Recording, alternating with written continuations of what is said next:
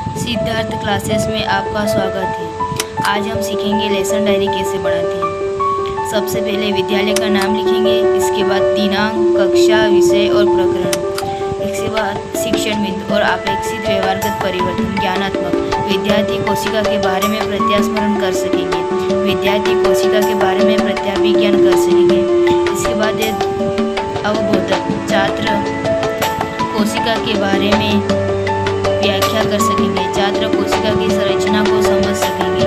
ज्ञानोपयोग, छात्र कोशिका की संरचना से संबंधित ज्ञान का प्रयोग उच्च अध्ययन में कर सकेंगे, छात्र कोशिका की संरचना से प्राप्त ज्ञान का दैनिक जीवन की नवीन परिस्थितियों में उपयोग कर सकेंगे। इसके बाद आएगा कौशल। कौशल में छात्र कोशिका की संरचना की जानकारी प्राप्त कर सकेंगे। इसके बाद है छात्र कोशिका की संरचना को चित्र द्वारा प्रदर्शित कर सकेंगे। इसके बाद है अभिरुचि, छात्र कोशिका की संरचना के विषय में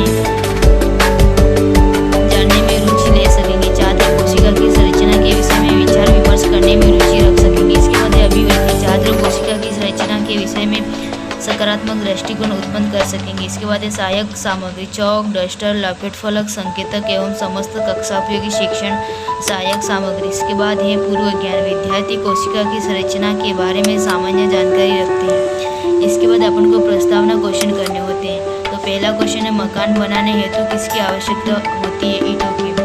ईंटों को किस प्रकार मकान बनाने में उपयोग किया जाता है? व्यवस्थित रूप से। थर्ड क्वेश्चन है, मकान की भांति हमारा शरीर भी छोटी छोटी संरचना द्वारा निर्मित होता है, यह संरचना क्या कहलाती है? कोशिका। कोशिका की संरचना कैसी होती है? संभावित यानी समस्यात्मक। अब इसी टॉपिक की अपन व्याख्या करेंगे आगे। तो उद्देश्य कथन। अच्छा तो बच्चों, आज हम कोशिका की संरचना का विस्तार पूर्वक अध्ययन करेंगे। इसके बाद आगे प्रस्तुतिकरण। प्रस्तुतिकरण में 5 कॉलम बनाने होते हैं। पहला कॉलम होता है शिक्षण बिंदु का, और दूसरा कॉलम छात्र अध्यापक क्रिया, थर्ड कॉलम छात्र क्रिया, और फोर्थ कॉलम प्रवृत्ति, और 5th कॉलम है सैंपल। अब शिक्षण बिंदु में अपन को टॉपिक लिखना होता है और छात्र अध्यापक क्रिया इस कॉलम में उस बिंदु की व्याख्या करनी होती है। सबसे पहले विकासात्मक प्रश्न करेंगे, हमारा शरीर किस छोटी इकाई से बना होता है? कोशिका। और दूसरा क्वेश्चन है, हमारा शरीर कितनी कोशिकाओं से मिलकर बना होता है? अनेक कोशिकाओं से। थर्ड क्वेश्चन है, कोशिका की खोज किसने की थी? संभावित यानी समस्यात्मक। अब इसी टॉपिक को लेकर अपन आगे व्याख्या करेंगे और विधि आ जाएगी, प्रश्न विधि आ जाएगी। इसके बाद है फर्स्ट टॉपिक, कोशिका एवं कोशिका की खोज।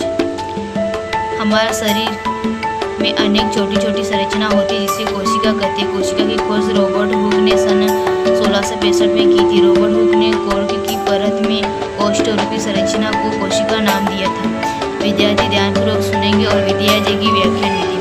इसके बाद आएंगे बहुत प्रश्न करने होते हैं। बहुत प्रश्न उसमें वो करते हैं अपन जो अपने टॉपिक पढ़ा है उसमें से 1-2 क्वेश्चन करते हैं। पहला क्वेश्चन है, शरीर की संरचनात्मक और कार्यात्मक क्रियात्मक इकाई क्या कहलाती है? कोशिका। कोशिका की खोज किसने की थी? रॉबर्ट हुक ने। विधि आ जाएगी, प्रश्नोत्तर विधि। इसके बाद अपन को विकासात्मक प्रश्न करने होते हैं। सबसे पहला क्वेश्चन, रॉबर्ट हुक ने कोशिका की खोज किसमें की थी? कोर्क के टुकड़ों में। और दूसरा क्वेश्चन है, कोर्क के टुकड़े में कैसी कोशिका होती है? मध्यम अनेक। थर्ड क्वेश्चन है, वे जीव जिनका शरीर अनेक कोशिकाओं से मिलकर बना होता है क्या कहलाता है? संभावित। और विधि आ जाएगी, प्रश्नोत्तर विधि। इसके बाद सेकेंड पॉइंट है, कोशिकीय संगठन के आधार पर जीव। बहुकोशिकीय जीव जैसे मनुष्य व गाय का शरीर अनेक कोशिकाओं से मिलकर बना होता है। अमीबा व पैरामीशियम जैसे जंतुओं का। ये श्यामपट है। श्यामपट पर अपन को इम्पोर्टेंट पॉइंट लिखने हैं। यहाँ पर लिखा हुआ श्यामपट पर वह जीव जिनका शरीर अनेक कोशिकाओं से मिलकर बना होता है बहुकोशिक जीव कहलाते हैं, जैसे मनुष्य। शरीर एक कोशिका से मिलकर बना होता है। एक कोशिकीय जीवों में भी बहुकोशिकीय जीवों के समान सभी क्रियाएं पाई जाती हैं। इसके बाद बहुत प्रश्न करने होते हैं। एक कोशिकीय जीवों का शरीर कितनी कोशिकाओं से मिलकर बना था? एक कोशिका से। दूसरा क्वेश्चन है, एक कोशिकीय जीव का उदाहरण दीजिए। अमीबा। इसके बाद है विकासात्मक प्रश्न।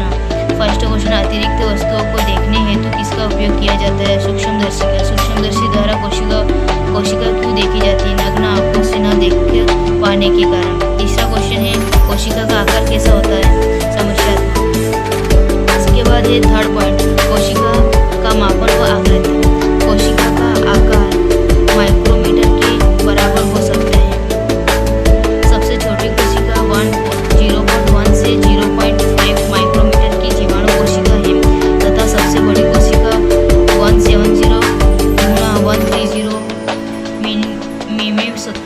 का अंडा होता है। कोशिका की आकृति अनिश्चित होती है, वे अपना आकार बदलती रहती हैं। विद्यार्थी ध्यानपूर्वक सुनेंगे। विधि आ जाएगी व्याख्यान विधि। इसके बाद बहुत प्रश्न करने होते हैं। पहला क्वेश्चन है सबसे बड़ी कोशिका किसकी होती है? शतुर्मुखी के अंडे की। दूसरा क्वेश्चन है गोल व चपटी कोशिका का नाम लिखिए। रक्त कोशिका। विधि आ जाएगी प्रश्न। इसके बाद अपन को मूल्यांकन करना होता है। मूल्यांकन में 4-5 क्वेश्चन करने होते हैं। सबसे पहला क्वेश्चन, कोशिका की खोज हुई थी 1900 में, 1662 में, 1675 में, 177। दूसरा क्वेश्चन, रॉबर्ट हुक ने डैश की खोज की थी। थर्ड क्वेश्चन है कोशिका की आकृति अनिश्चित व आकार बदलती रहती, सत्य है असत्य।